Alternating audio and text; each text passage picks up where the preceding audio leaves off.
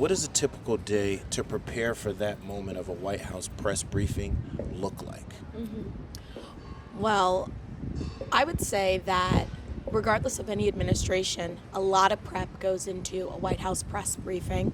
And regardless of who the press secretary is, I can guarantee that that press office staff is working to make sure that by the time the press secretary gets on podium, they're ready to go. For us in the Biden-Harris administration, our first meeting of the day was at 7:30 a.m. And you were expected to kind of have readouts, right? Like what had happened while we were asleep, what was happening at the top of the news cycle, what was Morning Joe talking about, Fox and Friends, things like that.